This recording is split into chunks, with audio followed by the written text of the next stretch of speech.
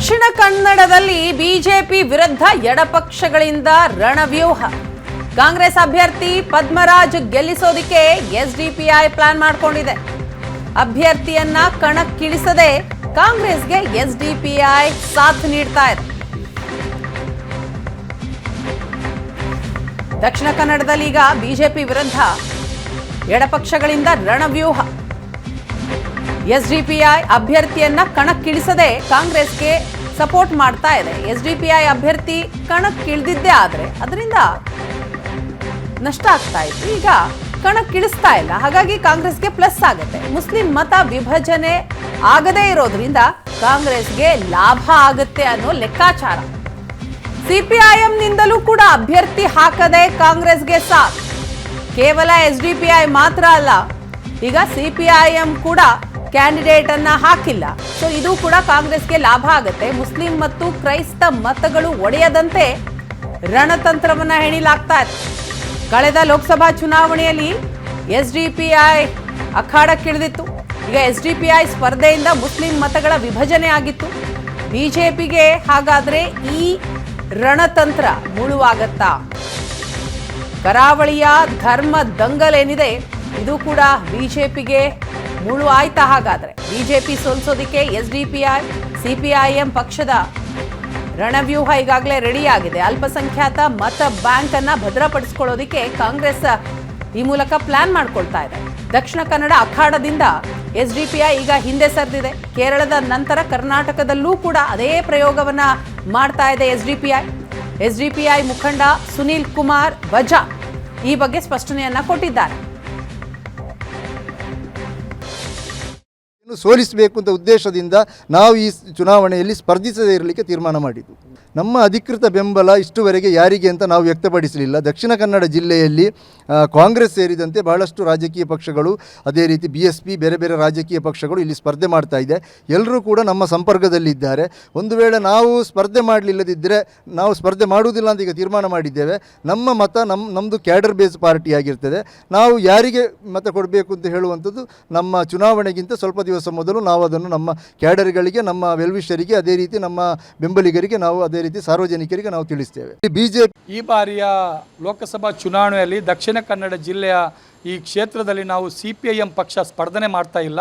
ಬದಲಾಗಿ ಇವತ್ತು ಈ ಜಿಲ್ಲೆಯಲ್ಲಿ ಭ್ರಷ್ಟವಾಗಿರ್ತಕ್ಕಂತಹ, ಕೋಮುವಾದಿ ಸ್ವರೂಪವನ್ನು ಪಡೆದಿರ್ತಕ್ಕಂತಹ ಈ ದಕ್ಷಿಣ ಕನ್ನಡ ಜಿಲ್ಲೆಗೆ ಅಭಿವೃದ್ಧಿ ಮತ್ತು ಸೌಹಾರ್ದತೆಗೆ ಮಾರಕವಾಗಿರ್ತಕ್ಕಂತಹ BJPಯನ್ನು ಸೋಲಿಸಲಿಕ್ಕೆ ಸಿಪಿಐಎಂ ಪಕ್ಷ ಸಿದ್ಧವಾಗಿದೆ. ನಮಗೆ RSSನ ಪ್ರತಿಪಾದನೆ ಮಾಡ್ತಾ ಹಿಂದುತ್ವ ಅಲ್ಲ, ಇವತ್ತು ಬ್ರಹ್ಮಶ್ರೀ ನಾರಾಯಣ ಗುರುಗಳು ಪ್ರತಿಪಾದನೆ ಮಾಡ್ತಾ ಹಿಂದುತ್ವ.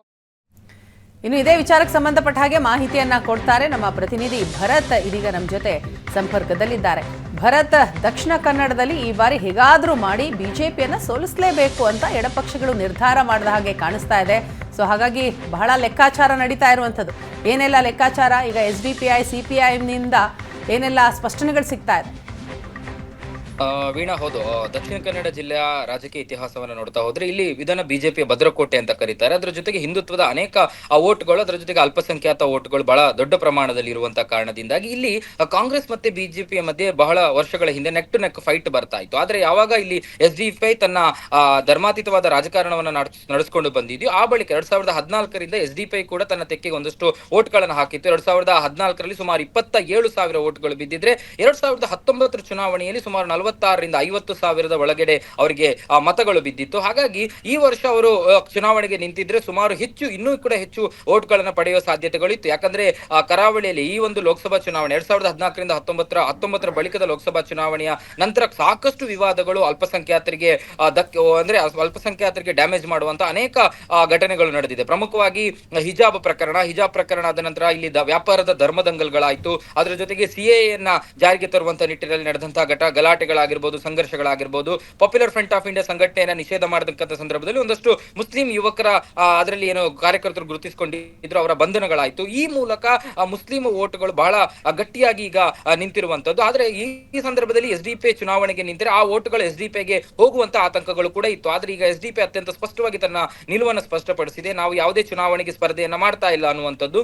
ಈ ಮೂಲಕ ಅಲ್ಪಸಂಖ್ಯಾತರ ಓಟ್ಗಳು ಸ್ಪಷ್ಟವಾಗಿ ಅದು ಕಾಂಗ್ರೆಸ್ಗೆ ಹೋಗೋದ್ರಲ್ಲಿ ಯಾವುದೇ ಅನುಮಾನಗಳಿಲ್ಲ. ಆ ಮೂಲಕ ಎಸ್ಡಿಪಿಐನ ಹೋಗ್ತಾ ಇದ್ದಂತ ಅಲ್ಪಸಂಖ್ಯಾತ ಮುಸ್ಲಿಂ ಓಟ್ಗಳು ಒಂದು ಹಂತಕ್ಕೆ ಕಾಂಗ್ರೆಸ್ಗೆ ಬೀಳ್ತಾ ಇದೆ. ಅದರ ಜೊತೆಗೆ ಕ್ರೈಸ್ತ ಓಟುಗಳ ಬಗ್ಗೆ ಕೂಡ ಗೊಂದಲಗಳಿತ್ತು. ಕೆಲವೊಂದು ಓಟುಗಳು ಬಿಜೆಪಿಗೆ ಬೀಳುತ್ತಾ ಅನ್ನುವಂಥದ್ದು. ಆದ್ರೆ ತೀರಾ ಇತ್ತೀಚೆಗೆ ನಡೆದಂತ ಜೆರೋಸಾ ಶಾಲೆ ವಿವಾದದ ಬಳಿಕ ಇಲ್ಲಿ ಒಂದಷ್ಟು ಕ್ರೈಸ್ತ ಓಟುಗಳು ಕೂಡ ಮತ್ತೆ ಅದು ಕಾಂಗ್ರೆಸ್ನ ತೆಕ್ಕೆಗೆ ಬೀಳುವಂತ ಎಲ್ಲಾ ಸಾಧ್ಯತೆಗಳಿವೆ. ಈಗ ಇರುವಂತದ್ದು ಬಿಲ್ಲವ ಓಟುಗಳು, ಅಂದ್ರೆ ಹಿಂದೂ ಓಟುಗಳನ್ನ ಹೊಡೆಯುವಂತ ಪ್ಲಾನ್ಗೂ ಕೂಡ ಕಾಂಗ್ರೆಸ್ ಕೈ ಹಾಕಿದೆ. ಇಲ್ಲಿ ಬಿಲ್ಲವ ಓಟುಗಳನ್ನ ನೋಡಿದ್ರೆ ಇಲ್ಲಿ ಪ್ರಭಾವಿ ಬಿಲ್ಲವ ಮುಖಂಡ ಪದ್ಮರಾಜ್ ಅವರನ್ನೇ ಕಾಂಗ್ರೆಸ್ ಕಣಕ್ಕಿಳಿಸಿರುವಂತದ್ದು. ಬಿಲ್ಲವ ಸಂಘಟನೆ ಯುವವಾಹಿನಿ ಸೇರಿದಂತೆ ಬಿಲ್ಲವಾದ ಅನೇಕ ಪ್ರಬಲ ಸಂಘಟನೆಗಳ ಜೊತೆಗೆ ಬಹಳ ಆತ್ಮೀಯ ನಿಕಟ ಸಂಬಂಧವನ್ನು ಹೊಂದಿರುವಂತಹ ಪದ್ಮರಾಜ್ ಈಗಾಗಲೇ ತಮ್ಮ ಕಾರ್ಯಚಟುವಟಿಕೆಯನ್ನು ನಡೆಸ್ತಾ ಇದ್ದಾರೆ. ಈ ಒಂದು ಓಟುಗಳನ್ನ ಕೂಡ ಸೆಳೆದ್ರೆ ಆ ಒಂದು ಓಟುಗಳ ಮೂಲಕ ಈ ಒಂದು ಅದನ್ನ ಗೆಲ್ಲುವಂತ ಪ್ರಯತ್ನಗಳನ್ನ ಮಾಡಿದೆ. ಇನ್ನು ಇಂಡಿಯಾ ಒಕ್ಕೂಟದ ಭಾಗವಾಗಿರುವಂತ ಸಿಪಿಎಂ ಕೂಡ ಈ ಬಾರಿ ತನ್ನ ಅಭ್ಯರ್ಥಿಯನ್ನು ಇಳಿಸ್ತಾ ಇಲ್ಲ. ಅವರು ಚುನಾವಣೆಗೆ ನಿಂತಾಗ ಸಾಕಷ್ಟು ವರ್ಷಗಳಿಂದ ಒಂದು 10-15 ಓಟ್ಗಳನ್ನು ಪಡಿತಾ ಇದ್ರು. ತೀರಾ ಇತ್ತೀಚೆಗೆ ಅವರ ಮತ ಭೇಟಿಯಲ್ಲಿ ಒಂದಷ್ಟು ಕಡಿಮೆ ಆಗಿದ್ರು ಕೂಡ ಅವರಲ್ಲಿ ಅಪಾರವಾದ ಜನಬೆಂಬಲ ಇದೆ. ಯಾಕಂದ್ರೆ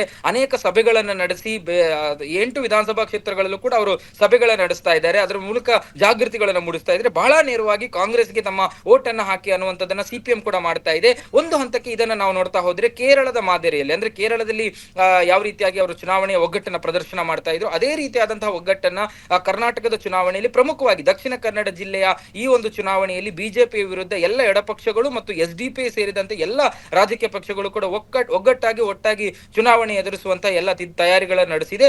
ಒಟ್ಟು ಕರಾವಳಿಯಲ್ಲಿ ನಡೆದಂತ ಕಳೆದ 3-4 ವರ್ಷಗಳಲ್ಲಿ ನಡೆದಂತ ಧರ್ಮದಂಗಲ್ನ ವಿವಾದ ಬಿಜೆಪಿಗೆ ಡ್ಯಾಮೇಜ್ ಆಗುತ್ತಾ ಅನ್ನುವಂಥದ್ದನ್ನು ಕೂಡ ನೋಡ್ಬೇಕಾಗುತ್ತೆ. ಅಂದ್ರೆ ಬಿಜೆಪಿಗೆ ತನ್ನ ಹಿಂದುತ್ವದ ವೋಟ್ ಬ್ಯಾಂಕ್ಗಳನ್ನ ಭದ್ರಪಡಿಸೋಕೆ ಇಂತಹ ಏನು ವಿವಾದಗಳು ಬಹಳಷ್ಟು ಸುದ್ದಿ ಆದ್ರೂ ಕೂಡ, ಬಹಳಷ್ಟು ಉಪಯೋಗಕಾರಿಯಾದ್ರೂ ಕೂಡ ಅಲ್ಪಸಂಖ್ಯಾತ ಓಟುಗಳನ್ನ ಉಳಿಸಿಕೊಳ್ಳೋದಕ್ಕೆ ಬಿಜೆಪಿಗೆ ಬಹಳಷ್ಟು ಕಷ್ಟ ಆಗಬಹುದು. ಆದ್ರೆ ಈ ಬಿಜೆಪಿಗರು ಹೇಳ್ತಾ ಇರುವಂತದ್ದು ಅಲ್ಪಸಂಖ್ಯಾತ ಓಟುಗಳು ನಮಗೆ ನಿರ್ಣಾಯಕ ಅಂತ ಅನ್ಸೋದಿಲ್ಲ ಅನ್ನುವಂಥದ್ದು. ಆದ್ರೆ ಈ ಒಂದು ಗ್ಯಾರಂಟಿ ಸ್ಕೀಮ್ಗಳ ಮಧ್ಯೆ ಮತ್ತು ಬಿಲ್ಲವ ಓಟುಗಳ ಮಧ್ಯೆ ಅಲ್ಪಸಂಖ್ಯಾತ ಓಟುಗಳು ಕೂಡ ಕಾಂಗ್ರೆಸ್ಗೆ ಬಿದ್ರೆ ಬಹುಶಃ ಬಿಜೆಪಿಗೆ ಒಂದಷ್ಟು ಗೆಲುವು ಇಲ್ಲಿ ಕಷ್ಟ ಆಗುತ್ತಾ ಅನ್ನುವಂಥ ಲೆಕ್ಕಾಚಾರಗಳು ಕೂಡ ರಾಜಕೀಯ ಪಂಡಿತರದ್ದು. ಎಸ್, ಥ್ಯಾಂಕ್ ಯು ಭರತ್ ತಮ್ಮ ಮಾಹಿತಿಗಾಗಿ.